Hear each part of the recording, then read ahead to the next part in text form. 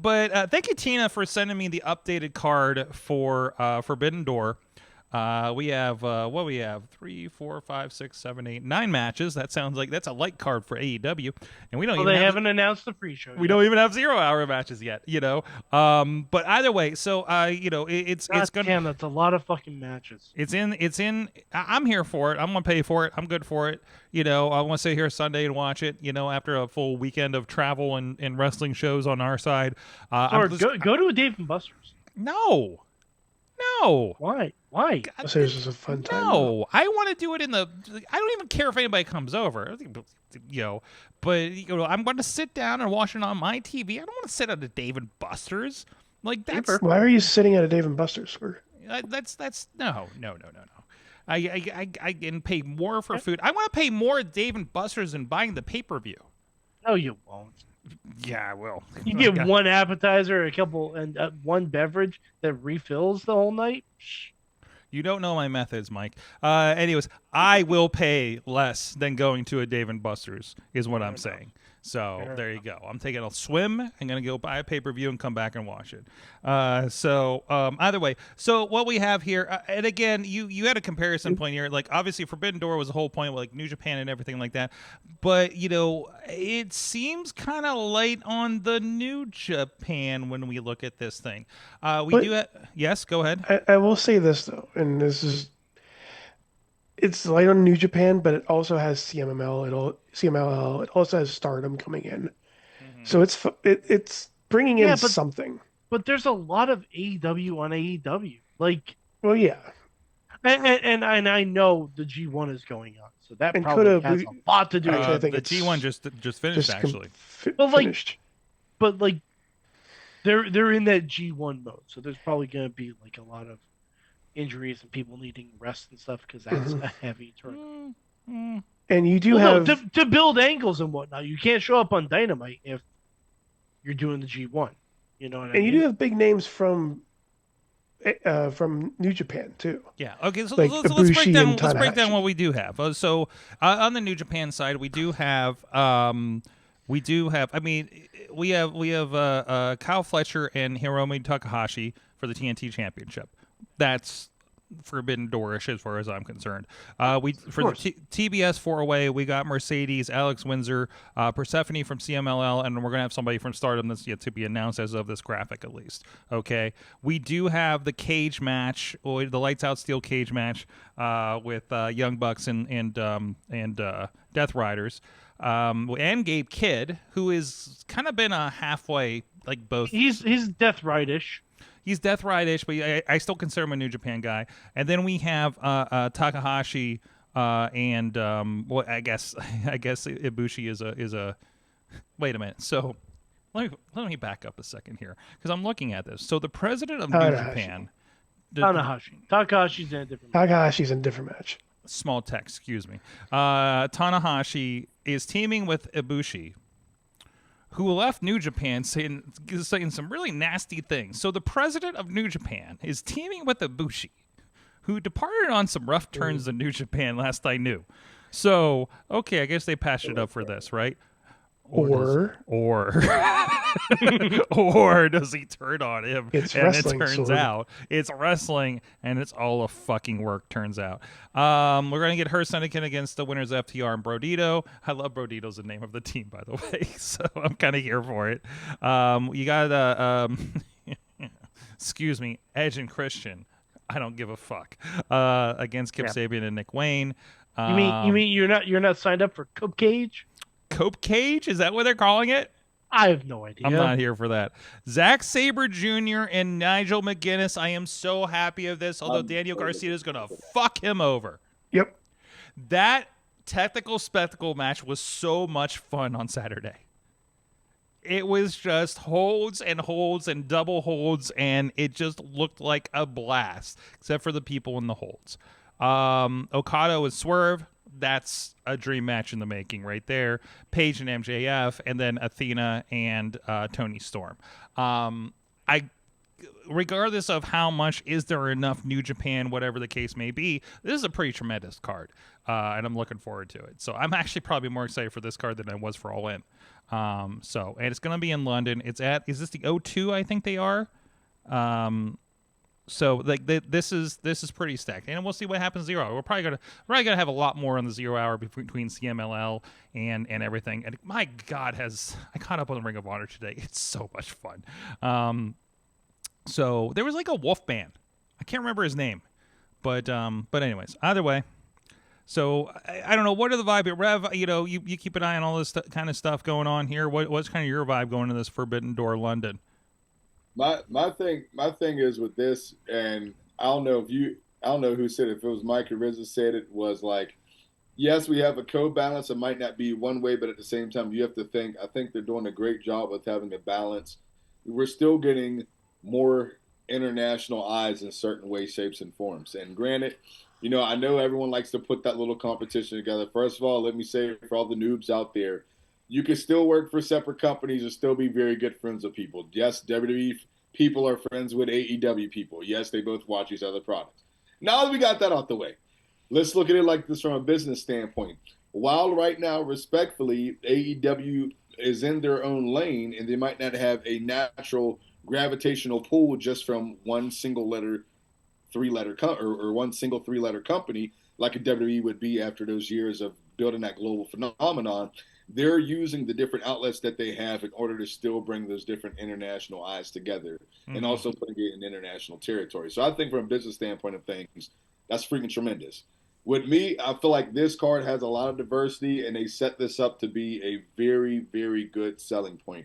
And I'm excited about it. And anytime I get to see my boy Nigel, man, you already know I'm excited about it. And so I think the way that they put the card together, I think we have a smorgasbord of a lot of different styles that's going to mix together. I feel like every fan's going to get exactly whatever their favorite particular style of wrestling is, and then it's going to be a win-win for everyone. Absolutely. And also a point on this about the, cross New Japan things. This is also going to be a pay-per-view in New Japan World as well. So that, of course, is going to be probably the Japanese language side for them. So it is a crossover as far as that goes. And also remember, like, a lot of the crossover guys, like, they do have, I'm trying to see if I can double check on this over here, but they do carry AEW on New Japan's platform in Japanese for everybody to watch over there as well. So, like, this is still, like, the relationship is still there. And I think there is a little bit of, New Japan's definitely in a rebuilding phase right now, right? Absolutely. Like, didn't Takeshita just win the G1? So you have a lot of crossover there as well, right? You just had Nick Wayne just did, the Super Juniors, was it? A month or two ago? Yeah. So you are getting a lot of that crossover.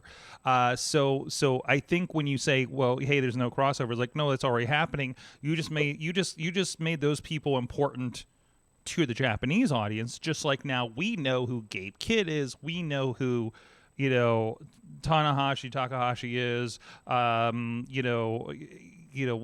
you got to familiarize. It's kind of like what's happening with Triple Mania, right? Well, we brought a lot of eyeballs to Triple Mania, but we brought our WWE guys interacting with them, right? And bringing them onto Raw, bringing them onto SmackDown, and cross pollinating. Like WWE is kind of doing. The thing is, if you're branding the whole show around it being the Forbidden Door, every match should have that quality to it. There shouldn't be one match where you're saying, I can see this on Dynamite. Well, any of these could be on Dynamite, honestly. It's just but when WWE does When Worlds Collide, guarantee everything is you're going to be TNA versus AAA, or TNA or NXT versus TNA, or NXT versus AAA, or something like that. Like, there's not going to be one that in a bubble, in a microcosm, you'd be able to see on that show with just that roster. I don't know if that was entirely true in the last one, actually. In the last one it wasn't either, but in the first one it was. Yeah. So, but either way, so I think it's just like the temperature has changed. You still got to book a card that everybody's going to buy, right? And respectfully, I don't think the American audience is going to know or care if you put Evil in a championship match. You know what I mean? But because I don't think he's just make it good. Well, yeah, sure, but I don't think he's been built up here yet, right? And also respectfully, AEW took everybody we cared about in New Japan. That's a fact. Yeah, that's true. a fact. That's true. Absolutely, that's a fact. So I think the fact that it is like they're positioning as like the Forbidden Door is we're taking this to London, right? London gets to see AEW and New Japan guys mix it up. Right, whether they are or used to be New Japan or whatever, like that, I think that's the connective tissue here for the most part. So either way, yeah. That aside, and maybe they looked at the landscape and said, why did Triple Mania have so many WWE guys? Because they're putting it on a different platform. They want to get new eyeballs, and to them that you bring that over, like you cross that over. The same with, think about the NXT TNA, back and forth, right? It's cross-pollinating eyeballs on this stuff and taking somebody, oh, here's Otis, and here's a bunch of luchadors I don't know. What is a Micro Man? I want to find out. Yeah. All you have to do, either if it's through storyline or through like a lights out cage match, anything, just make it good. That's it. You can make it good, but you still need to promote it. You need something you need eyeballs. You need to put something on the every wrestling match is good. Like regardless of what kind of match it is. Because the technical spectacle and Omos versus Microman were happening at basically the exact same time.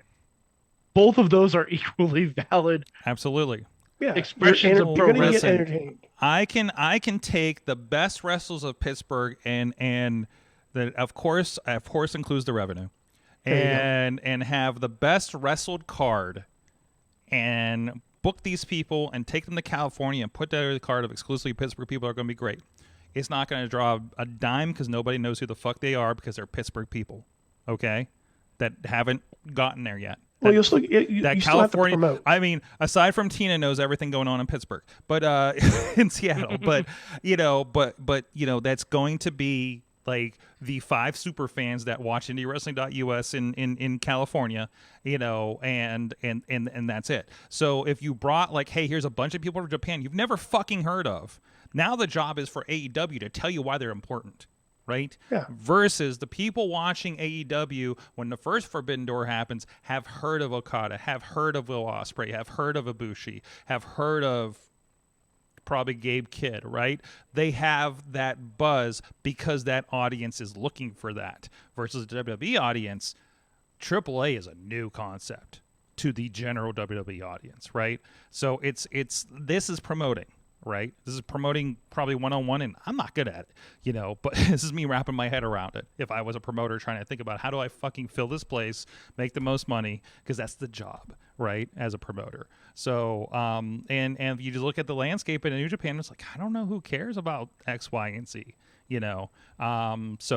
but maybe that's what the pre-show's for. So you have a better base, so you can have more dream matches next year when somebody else pops up, gets fucking shown to the world in a crazy match that you didn't expect at Wrestle Kingdom next January. And then by the time you get to July, August, whenever we do this event next year, you're like, fuck, that guy. I want him against Takeshita. I want him against Jon Moxley. I want him against Will Ospreay, because that's not going to happen in New Japan, right? That's the job. And the work needs to be put in now to do that. So that's my soapbox. It's a fine line of you see this from the small level of independence all the way up to national, international TV, where you have, how am I going to sell this for the physical fan base that's actually buying tickets, that we're putting butts in seats? Then also in the contrary, how am I also selling this for those that are at a further reach, that I can get them via online, via the pay-per-view buys, or what do we call it now, premium live events. So how do you sell on both spectrums? And the way that I look at it is you have to have like that perfect balance, because if I focus so much, and we have, even independent companies that they focus so much on the internet darlings, what's getting the clicks, what's getting this, what's getting that. And yeah, you'll get the ratings that way, but if you solely focus on that, you might not get that many people physically there, because the people that's physically there, they might want to be invested a whole nother way. Yeah. At the same time, I can't just focus on them, because we've also seen companies that have been satisfied because they keep getting the same consistent people coming, but they're not growing. You're just maintaining a same number.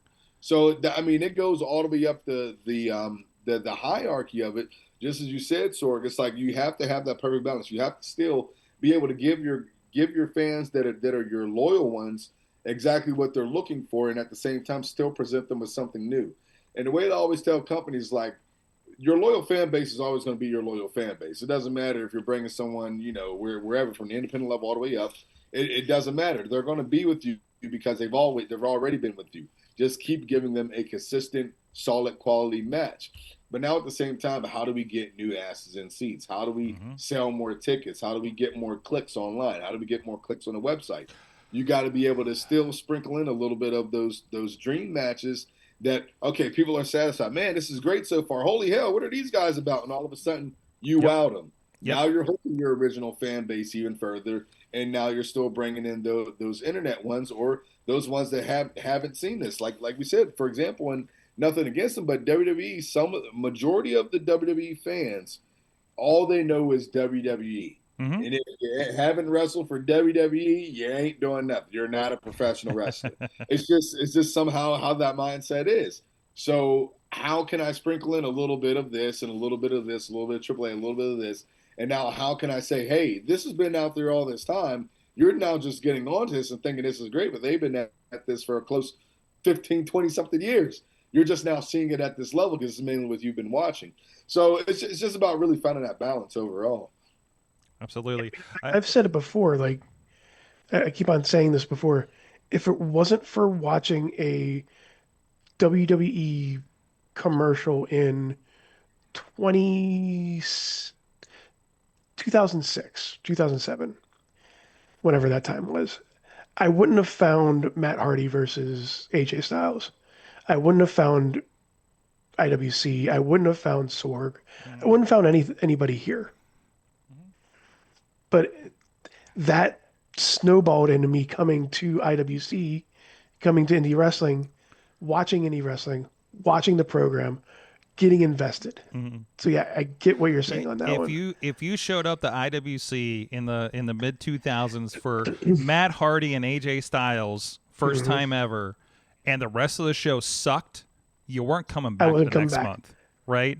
Like, and I've seen that. I've seen that too, where it's like, oh, let's see, hey, so and so's here, and like you see the rest of the indie show, and you're just like, well, I ain't coming back for this. I'll just get my autograph. And that's a belief in your talent, right? You put a Devon Dudley gets a fun spot with Rev, and everything, and or Teddy Long or whatever.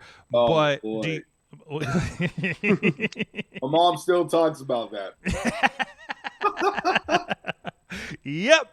And but if you don't have your super hentais and your God, who else is on the roster at the time? Just now, your Giannis, your Crash Jacksons, and everything that people are like, oh, show up and like, oh, I like that guy. Oh, hey, Ava Brooks, I'll come back to see her again. Whoever it is. If you don't have that strong base, then that doesn't get you anywhere. So, anyways. Well, now that we booked the territory, so let's move on. So shout out to our friends Slice on Broadway. Damn, I didn't update these ads again. It's still the old stuff. We're old school, New York City style. Yins are made. Beachview, Carnegie, the East End of Pittsburgh, and so many other places because this is an old graphic. So, but so much. Go check them out. SliceOnBroadway.com. Feeding our guests, feeding us here in the studio. Thank you so much for supporting us.